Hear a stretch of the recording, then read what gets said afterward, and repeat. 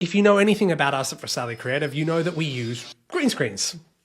That there is just a green screen, right?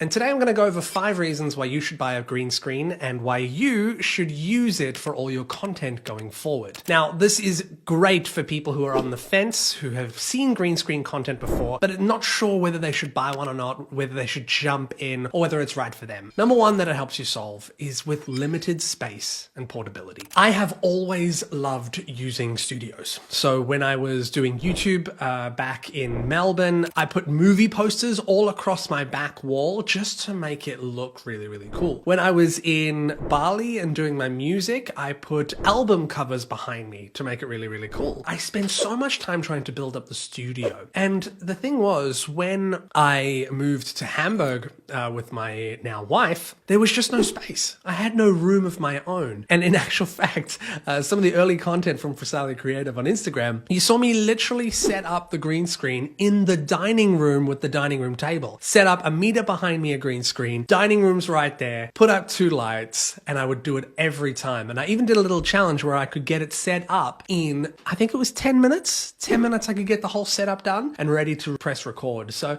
I think, you know, if you have limited space, or if you need a space in your home that's portable, you don't have that one space that's going to be your studio and you can't pour all the time and money into it, then green screen's the way to go for you. Even if you do have a space like us right now, this is literally my space here. There's a big difference. There's a huge difference in just putting a green screen up and actually using that. For example, I'll show you this. There you go. It's really, really naked. And as you can see, the limited space, even though I just said that I have my own space here, this is portable. I can change it up at a whim. And that is the fantastic thing about this. You can turn any space, no matter how small it is, into your own little studio. That's really, really, really cool. Let's go to number 2. But before I do that, let me go put the green screen back because this is making me feel uncomfortable.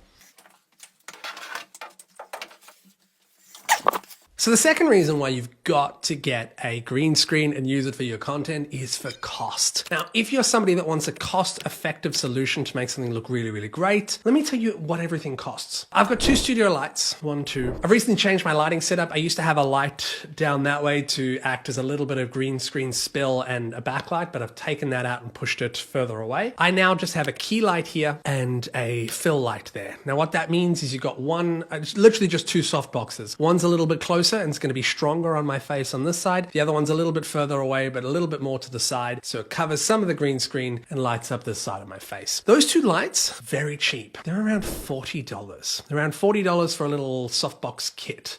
Give or take 20 bucks. I'm not exactly sure 100% of the price, but it's effective, really effective. We're not talking huge Godox lights here. We're not talking the huge light panels. We're talking 2 lights. Right? So it's really cost effective to go this route, specifically on the lighting. The green screen itself is cost effective as well. And that's the thing here. It's like, people's like, oh, I can't afford a green screen. This thing, I mean, I got this on the German Amazon store and I've tried to find a similar one somewhere else. I haven't found the exact one, but nonetheless, this thing is around $40 as well. And can you think, under $100 I've got lights and a green screen. Now you can actually use your phone, and then the microphone of course is a little bit separate as well. The camera is a bit separate, but cost wise, look at that compared to if you wanted a Peter McKinnon style studio. I mean, I can even change the backdrop and make it look like that.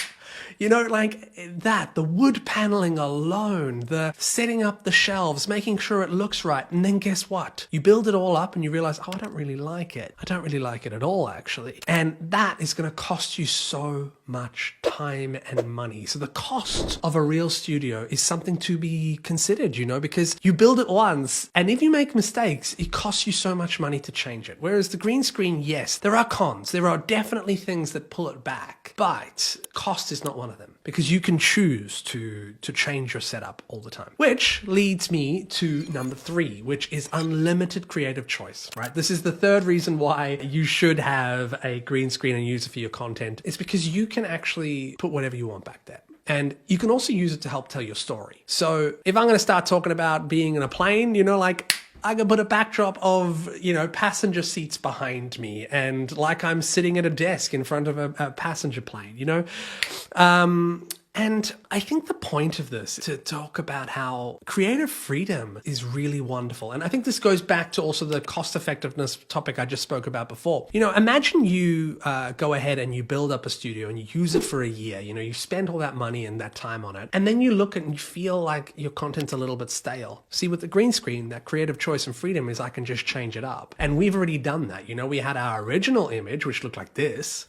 And now we've got our second phase image, which is the Visible Visions podcast sort of phase one that we've got now. That's creative freedom. And I know that when I feel like my content's starting to feel a little bit stale, I'll change it again, and I think that's the real cool thing about it. Another thing to touch on here is if you have a lack of design sense and you actually kind of suck at being an interior designer, because let's face it, that's what you kind of have to be to build your own studio. You have to have some sense of interior design. If you don't have that, building a studio becomes really difficult. Whereas, creating a backdrop, you can actually get some feedback and then recreate it.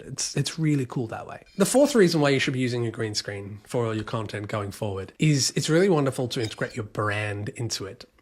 So when you look at someone like Joe Rogan, his podcast studio, the red velvet walls or whatever, but that's so synonymous with his brand. And there's so many creators you can think like that. Like you can think of even the Gary V office or anything like that. They create their branding and their styles. Now, what's really cool about having a green screen is one, you get the ability to be flexible, but you can also infuse your own brand styling behind you a lot better than if you had to be only in one place at one time. You just have the flexibility to put whatever you want in there. And I think that's the point that I wanted to say here is it's flexibility. It's not so rigid like a space is. Really is not. Specifically, if we have any of the issues before of lack of design, you want creative freedom, you've got low cost and all you can do is put one picture in the back on a white wall and then limited space and portability. Oh, and don't get me started about white freaking walls. I hate white walls.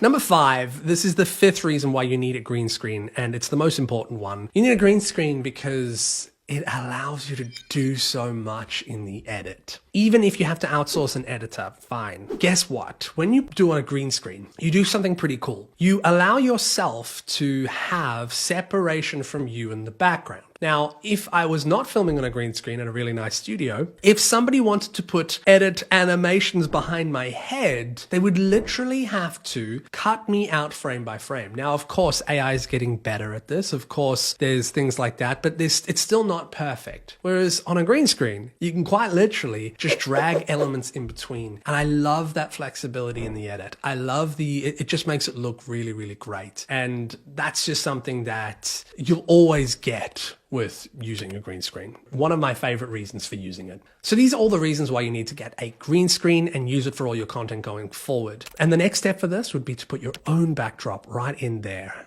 Once you've gone through the 5 and you've bought your green screen, then it's just about making sure you do it right. And there are some key things you have to remember. And 2, putting your own backdrop inside. Now, this is all the stuff that we're going to solve coming up really, really soon at Frisali Creative, so stay tuned. Thanks so much for watching. If you don't follow us yet, make sure you do. Otherwise, I'll see you at the next video.